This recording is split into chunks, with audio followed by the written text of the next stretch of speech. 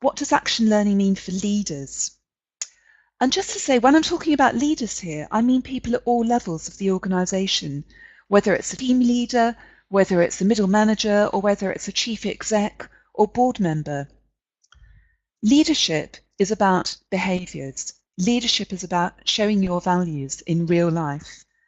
And I'd like to share with you a model of leadership that seems to be really resonating with a lot of leaders I'm working with at the moment.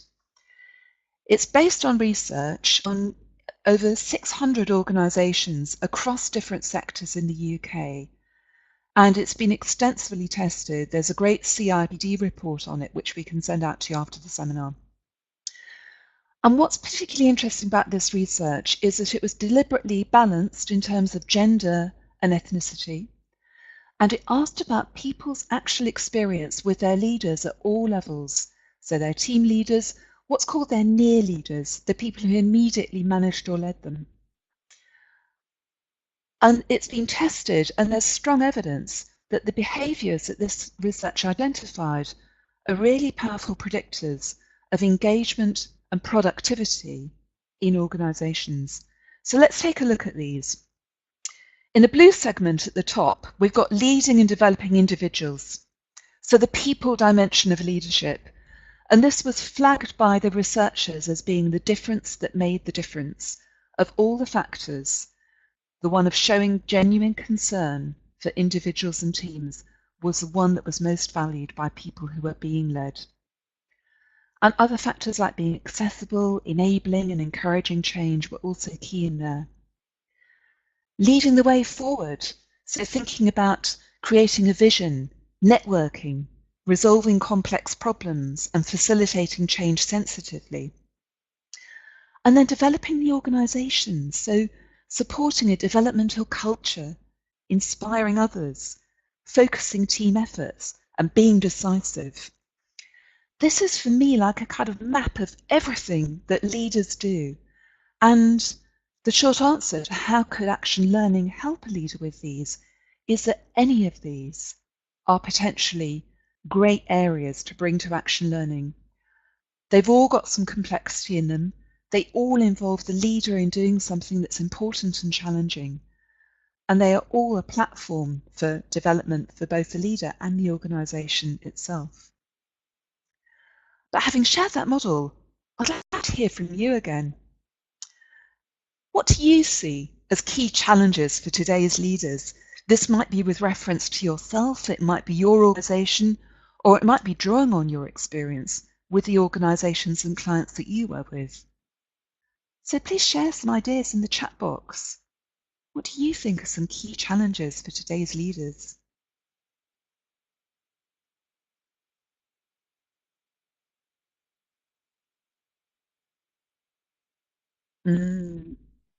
Complexity and change, multiple demands, new technology.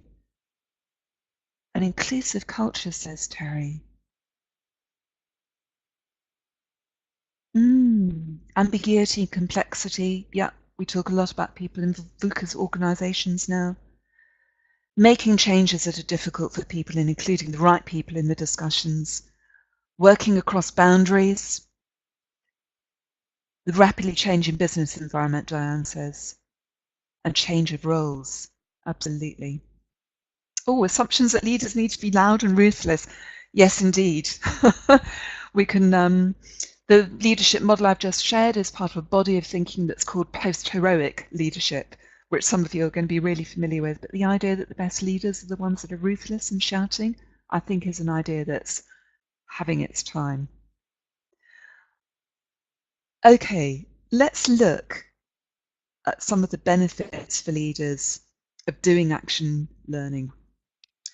I think first and foremost is a really obvious point. It helps them deal with their real life challenges because it's not about management theory, it's not about abstract ideas, it's about what is important to you as a leader right here, right now, that you need other people's help to resolve. And it also helps really improve decision making. So there's something about the process of being in a group of people who are going to challenge you by asking you questions about your assumptions, about your reasons, that will help you scrutinise, how do I make decisions? Am I basing my decisions on the best evidence? And may also push you to be more decisive. If you're someone who finds it hard to make decisions, having that commitment to your action learning set to take action is really useful. We find that action learning increases people's self-awareness. They understand themselves better, and it builds their confidence.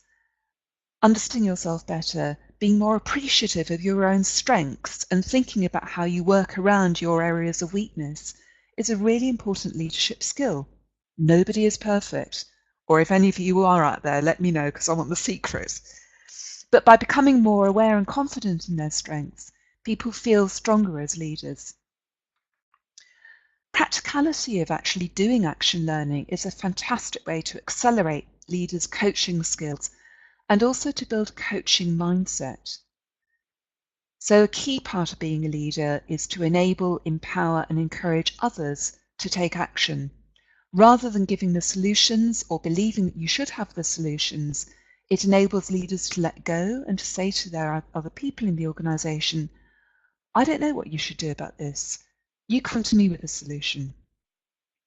And finally, through the process of working with those other people in the action learning set, leaders can build a network of trusted peers who can offer support and challenge for them and really help not only at the meetings, but in between the meetings.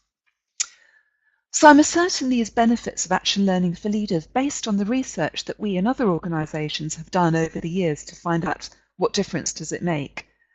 But I'd like to share with you a project that we've been working on recently. It's funded by the Lloyds Foundation, so the charitable arm of the bank. It's for chief execs of the charities that Lloyds Foundation fund. We've got 3 action learning sets in Manchester, Leeds and Merseyside, and we've got more to come. 2 of the sets have finished, 1 of them is ongoing. And each set has met 5 times with a facilitator and then goes on to self-facilitate. So what I'd like to do is to share with you some of the results from the evaluation of the first 2 of those sets to give you a flavour of what the leaders in those groups have got from being in action learning. So what kind of issues have they presented?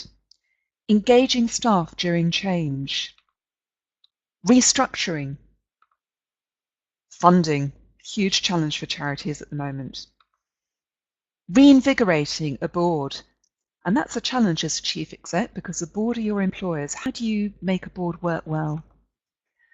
Developing a strong leadership team, maintaining work-life balance. I'm noticing a few of these are resonating with some of your suggestions earlier. Building partnerships and establishing a new vision. And the feedback that we've got from people about what they valued in the action learning set had some very strong themes. People said strength in being with others with similar issues, a feeling of not being alone, a sense of camaraderie rarely felt elsewhere for leaders in this sector. Great to have space to talk to others in the same job and let our guard down. The mutual respect enabled me to be more honest about things I'm struggling with. So there's a real sense there, isn't there, of the safety of the set and also able to be safe and vulnerable, being able to admit that you don't have all the answers. Leadership can be really lonely. Action learning is a place where you don't have to be that. The kind of results that people have got practically, leaders said, I've been able to tackle some challenging issues, helping move the organisation on and prepare us for the future.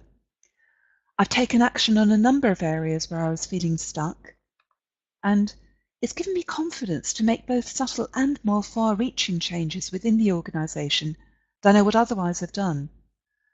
So our charity lead was very clear it had made a difference.